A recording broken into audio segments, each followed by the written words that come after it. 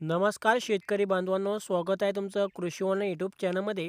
तर शेतकरी महासन्मान निधी योजनेचा पुढील जो 8वा हप्ता आहे, तो शेतकऱ्यांना आता नेमकी कधी मिळणार याबद्दलची तारीख या ठिकाणी जाहीर झालेली आहे. तर आपण या व्हिडिओमध्ये या ठिकाणी शेतकऱ्यांना तारीख, वाढ आणि किती वाजता जमा होणार आहे याबद्दलची संपूर्ण माहिती आपण या व्हिडिओमध्ये जाणून घेणार आहोत. तर त्यामुळे जे आहे शेतकरी मित्रांनो, हा व्हिडिओ शेवटपर्यंत नक्की पहा आणि चॅनल सबस्क्राईब करून व्हिडिओला लाईक नक्की करा.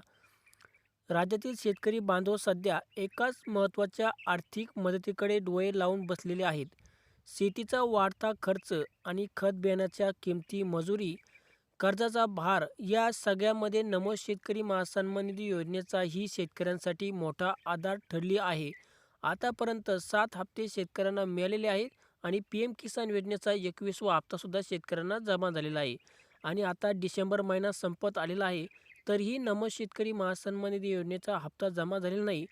तर आता प्रत्येक शेतकऱ्याच्या मनामध्ये हाच प्रश्न पडलेला आहे, तो म्हणजे 8वा हप्ता नेमकी शेतकरीचा कधी शेतकऱ्यांच्या खात्यामध्ये जमा होईल. शेतकऱ्यांची उत्सुकता वाढली आहे, पण अफवांना थारा नको. गेल्या काही दिवसापासून सोशल मीडियावर आणि गावागावात वेगवेगळ्या तारखा सांगितल्या जात आहे. कुणी म्हणत आहे की या तारखेला पैसे जमा होईल, तर कुणी म्हणत आहे उद्याच्याला पैसे जमा होईल. मात्र शेतकरी बांधव सध्या अफवेवर विश्वास ठेवणं या ठिकाणी कठीण झालेलं आहे.